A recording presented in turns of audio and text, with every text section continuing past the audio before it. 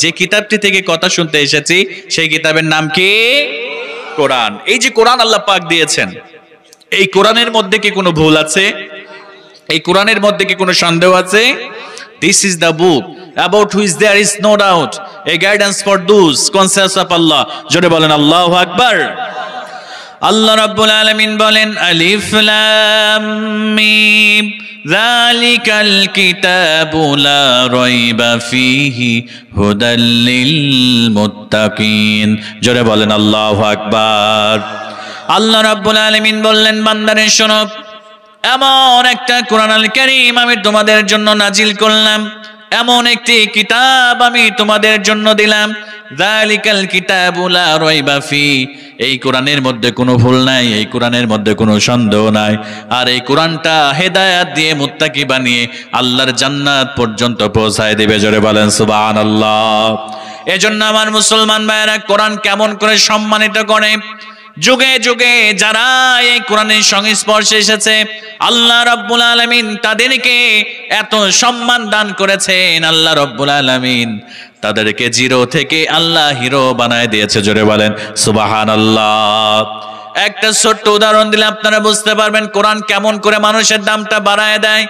আমরা যদি আল্লাহর কোরআনকে আঁকড়ে ধরতে পারি, আল্লাহর কোরআন পড়তে পারি, আল্লাহ রাব্বুল আলামিনের কোরআন দিয়ে যদি জীবনটাকে গড়তে পারি, এই কোরআনটা আমাদের দুনিয়াতে সফলতা দিয়ে পরকালীন মুক্তি দিয়ে আল্লাহ আমাদেরকে জান্নাত দিয়ে ধন্য করে দিবে। জোরে বলেন সুবহানাল্লাহ। আমার মুসলমান ভাইরা কয়েকটা উদাহরণ দিলে বুঝতে পারবেন কোরআন কেমন করে দামি বানিয়ে দেয়। আমরা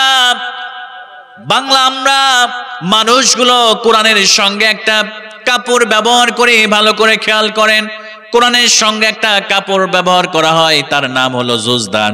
সবাই বলেন তার নাম কি? তার নাম হলো জুজদান। যখন এই জুজদানটা কোরআনের সংস্পর্শে আসলো, আমার মুসলমান ভাইয়েরা ভালো করে লক্ষ্য করেন, ওই জুজদানটা বাজারের 500 টাকা গজের কাপড় দ্বারা বানানো হয় না, সব থেকে কম দামি কাপড় দ্বারা জুজদানটা বানানো হয়। আমার মুসলমান ভাইয়েরা আমরা দামি দামি প্যান্ট পরি, দামি দামি শার্ট পরি, আমরা দামি দামি ব্লেজার পরি, পা যখন কোনো ব্লেজার বা দামি শার্টের সঙ্গে লেগে যায় কখনো আমরা চুমু দিই না, কিন্তু ওই কম দামি জুজদানের সঙ্গে যখন কোনো মুসলমানের পা লেগে যায় সঙ্গে সঙ্গে কম দামি কাপড়টা এত দামি হয়ে যায়, মুসলমানেরা সঙ্গে সঙ্গে জুজদানটা তুলে বুকে লাগায়, মুখে লাগিয়ে চুমু দেয়। কথা বলেন ঠিক কিনা? এই কাপড়ের কেন এত দাম হলো? কারণ হলো কোরআনের সংস্পর্শ পেয়েছে। কথা বলেন ঠিক কিনা? শুধু তাই নয়, যেটার উপরে কোরআন রেখে আমরা পড়ি তার নাম হলো রেহাল। বাজারের সব থেকে কম দামি কাঠ দিয়ে রেহাল বানানো হয়। এই কোরআনের সঙ্গে সংস্পর্শে থাকার কারণে বাড়িতে এত দামি দামি শোকেস, এত দামি দামি খাট, যত লাথি লাগে কোনোদিন চুমু দিই না। কিন্তু আমার প্রিয় ভাইয়েরা সব থেকে কম দামি কাঠ দিয়ে রেহাল বানানো হয়। যদি কোনো মুসলমান ঘরের সন্তানের ওই রেহালের সঙ্গে পাটা লেগে যায়, সঙ্গে সঙ্গে ওই রেহালটা নিয়ে বুকের সঙ্গে লাগায় চুমু দেয়, আল্লাহর কাছে ইস্তেগফার করে, আল্লাহর কাছে ক্ষমা চায়। কথা বলেন ঠিক কিনা? শুধু তাই নয় আমার মুসলমান ভাইয়েরা ভালো করে লক্ষ্য করেন, কোরআনের সংস্পর্শে আসলে কেমন করে আল্লাহ দামটা বাড়ায় দেয়। আরবি 12টি মাস রয়েছে, তার মধ্যে শ্রেষ্ঠ মাস হলো রমজান মাস। এই রমজানের কেন এত দাম? এই রমজানের কেন এত মূল্য? কারণ হলো এই রমজান মাসে আল্লাহ কোরআন নাজিল করেছে। শাহরু রমাদানাল্লাযী উনজিলা বিহিল কুরআন ফিল কুরআন। আল্লাহ রাব্বুল আলামিন এই রমজান মাসে কোরআন নাজিল করেছে। রমজানে কোরআন নাজিল করার কারণে কোরআন রমজানের দাম এত বেড়ে গিয়েছে। জোরে বলেন সুবহানাল্লাহ। আমার মুসলমান ভাইরা ভালো করে লক্ষ্য করেন, সর্বশ্রেষ্ঠ রাত হলো লাইলাতুল কদরের রাত। এই লাইলাতুল কদরের রাত কেন এত শ্রেষ্ঠ হলো? কারণ হলো একটাই, ইন্না আনজালনাহু ফি লাইলাতুল কদর। আল্লাহ রাব্বুল আলামিন এই কোরআনটা লাইলাতুল কদরে নাজিল করার কারণে এই লাইলাতুল কদরের রাতটা 1000 মাস অপেক্ষা উত্তম হয়ে গিয়েছে। জোরে বলেন সুবহানাল্লাহ। আমার মুসলমান ভাইরা শুধু তাই নয়, যে রাসূলের উপরে কোরআন নাজিল হয়েছে, যে রাসূলের উপরে আল্লাহ কোরআনটাকে নাজিল করেছে, আল্লাহর নবী হলেন শ্রেষ্ঠ নবী। কারণ হলো আল্লাহ বিশ্ব নবীর উপরে কোরআন নাজিল করেছে, এজন্য আমার নবী শ্রেষ্ঠ নবী হয়ে গিয়েছে। আমরা উম্মত হিসেবে উম্মতে মুহাম্মাদের উপরে এই কোরআনটা নাজিল হয়েছে, এর কারণে আল্লাহ রব্বুল আলামিন আমাদেরকে শ্রেষ্ঠ উম্মত হিসেবে আল্লাহ রব্বুল আলামিন বানিয়ে দিয়েছে। জোরে বলেন সুবহানাল্লাহ। এজন্য আমার মুসলমান ভাইরা, আমরাও যদি এই কোরআনকে আঁকড়ে ধরতে পারি, আমরাও যদি এই কোরআনকে অনুসরণ করতে পারি, আমাদের ব্যক্তিগত জীবন, রাষ্ট্রীয় জীবন, সামাজিক জীবন, প্রত্যেকটা ক্ষেত্রে এই কোরআনকে আমরা ফলো করতে পারি, রব্বুল আলামিন আমাদেরকেও এত সম্মানিত করবেন, এত মর্যাদাবান করবেন, দুনিয়াতে আল্লাহ আমাদের সফলতা দিয়ে এবং পরকালে নাজাত দিয়ে আল্লাহর জান্নাত পর্যন্ত আমাদেরকে পৌঁছায় দিবে। জোরে বলেন সুবহানাল্লাহ। কেমন করে কোরআন সম্মান বাড়ায় দেয় খেয়াল করেন। বিশ্বনবী সাল্লাল্লাহু আলাইহি ওয়াসাল্লামের একজন সাহাবী হযরত ওমর রাদিয়াল্লাহু তাআলা আনহু, কোরআন কেমন করে ওমরের দাম বাড়িয়ে দিয়েছে। একদিন কাফেরেরা মিটিং করলেন, বিশ্ব নবীর মাথাটাকে কাটতে পারবে। হযরত ওমর রাদিয়াল্লাহু তাআলা আনহু নাঙ্গা তলোয়ারটা নিয়ে বললেন, আমি আব্দুল্লাহর বেটা মুহাম্মাদের কল্লাটা আমি ওমর কেটে নিয়ে আসবো। জোরে বলেন নাউজুবিল্লাহ। আমার মুসলমান ভাইরা, হযরত ওমর রাদিয়াল্লাহু তাআলা আনহু কোরআন কেমন করে পরিবর্তন করে দিল। হযরত ওমর ফারুক রাদিয়াল্লাহু তাআলা আনহু বিশ্ব নবীর মাথাটা কাটার জন্য তিনি রওনা দিয়েছেন মসজিদে নববীর দিকে। ও আমার মুসলমান ভাইরা, খেয়াল করেন, হযরত ওমর রাদিয়াল্লাহু তাআলা আনহু বিশ্ব নবীর দরবারে বিশ্ব নবীর মাথাটা কাটার জন্য যায়। এবার প্রতিমধ্যে দেখা হয়ে গেল তার বন্ধু নাঈমের সঙ্গে। নাঈম ডাক দিয়ে বলল, ওমর তুমি কোথায় যাও? এত রাগান্বিত অবস্থা, রাঙ্গা তলোয়ারটা হাতে নিয়ে কোথায় তুমি যাও? এবার তার বন্ধুকে হযরত ওমর বললেন, ও আমার বন্ধু, আমি যাই মুহাম্মাদের মাথাটা আলাদা করার জন্য, কারণ কাফেররা আমাকে অনেকগুলো উট দেওয়ার অফার করেছে। আমি উটের জন্য আমি যাই আব্দুল্লাহর বেটা মুহাম্মাদের মাথাটা আমি কাটার জন্য। জোরে বলেন নাউজুবিল্লাহ। এবার তার বন্ধু নাঈম বলল, ও ওমর, মুহাম্মাদের মাথাটা আগে কাটবে, পরে কাটবে, আগে তোমার ভগ্নিপতি আর বোন ইসলাম কবুল করেছে, মুহাম্মাদের ধর্ম গ্রহণ করেছে, তুমি তো নিজের ঘরের খবর রাখো না, আবার যাচ্ছ মুহাম্মাদের মাথাটা কাটার জন্য। এবার হযরত ওমর ফারুক রাদিয়াল্লাহু তাআলা আনহু রাগান্বিত হয়ে গেলেন। তিনি চিন্তা করলেন, আগে আমার বোন জামাইকে দেখবো, তারপরে মুহাম্মাদের ব্যাপারটা দেখবো। জোরে বলেন নাউজুবিল্লাহ। এবার হযরত ওমর চলে গেলেন বোনের বাড়িতে। বোনের বাড়িতে যাওয়ার পরে দরজার পাশে হযরত ওমর দাঁড়িয়ে থাকলেন। এমন সময় ঘরের মধ্যে তিনি একটা আওয়াজ শুনতে পেলেন। হযরত ওমর ফারুক রাদিয়াল্লাহু তাআলা আনহু কি যেন একজন সাহাবী ওখানে বসে কোরআনের কথাগুলো শেখাচ্ছিলেন, তার বোন জামাইকে কোরআনের দাস দিচ্ছিলেন। এমন সময় হযরত ওমর ফারুক রাদিয়াল্লাহু তাআলা আনহু ঘরের মধ্যে প্রবেশ করলেন। প্রবেশ করার পরে তার বোন জামাই কোরআনের অংশটুকু তারা খাটের নিচে লুকিয়ে ফেললেন। এবার হযরত ওমর রাদিয়াল্লাহু তাআলা আনহু ও তার বোন জামাইয়ের কাছে চলে গেলেন। এত প্রচন্ড পরিমাণ রাগ তার হয়েছে।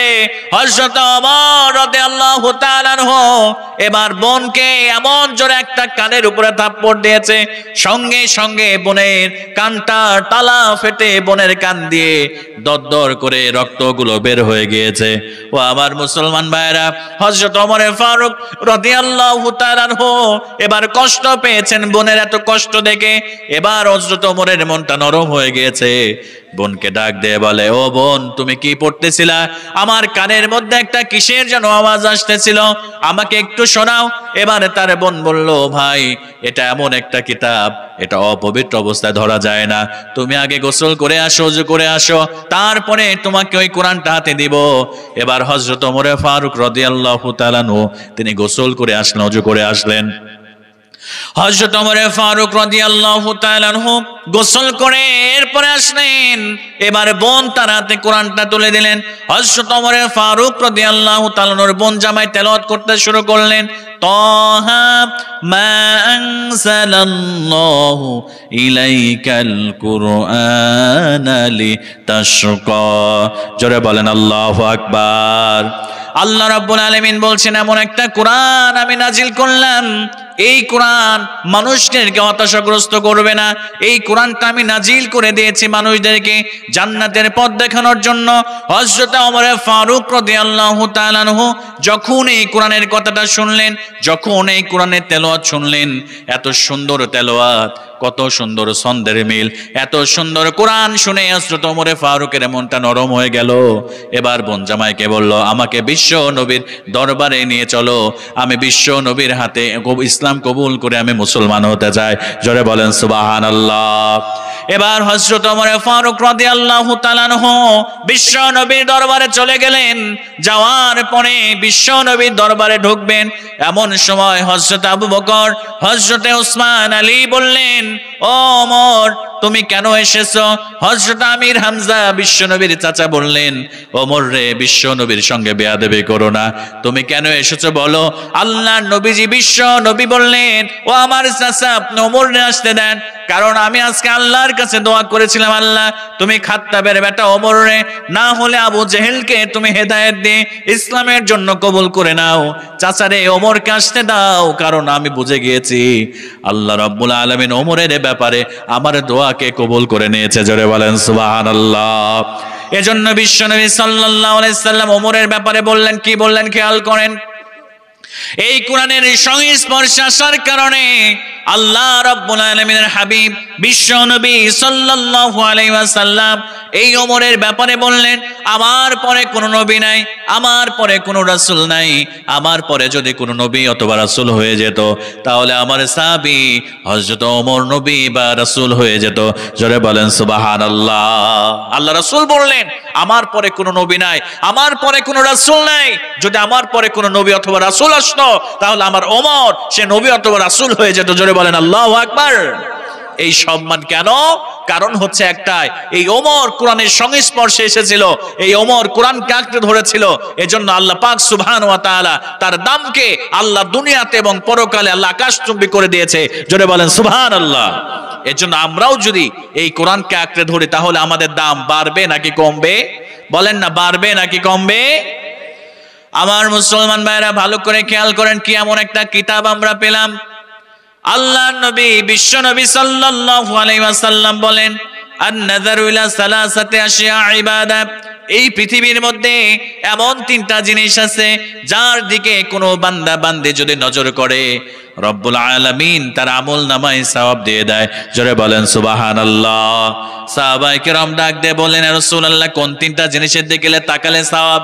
আল্লাহর নবীজি বিশ্ব নবী বললেন, এক নম্বরে, ও আমার সাহাবীরা শুনে রাখুন, নাযার ইলাল কাবা, আল্লাহর কোন বান্দা, আল্লাহর কোন বান্দি যদি মক্কায় গিয়ে কাবার দিকে নজর করে, আল্লাহ রাব্বুল আলামিন ওই কাবার দিকে নজর করার কারণে আল্লাহর ওই বান্দা বান্দির আমল নামায় আল্লাহ সওয়াব লিপিবদ্ধ করে দেয়। জোরে বলেন সুবহানাল্লাহ।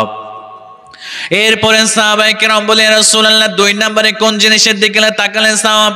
বিশ্বনবী সাল্লাল্লাহু আলাইহি ওয়াসাল্লাম আল্লাহর নবীজি বললেন, দুই নম্বরে হলো আন-নাযার ইলাল ওয়ালিদাইন, কোন সন্তান যদি তার মা বাবার দিকে নেক নজরে তাকায়, রব্বুল আলামিন ওই সন্তানের আমল নামায় একটা কবুল হজের সওয়াব দিয়ে দেয়। জোরে বলেন সুবহানাল্লাহ।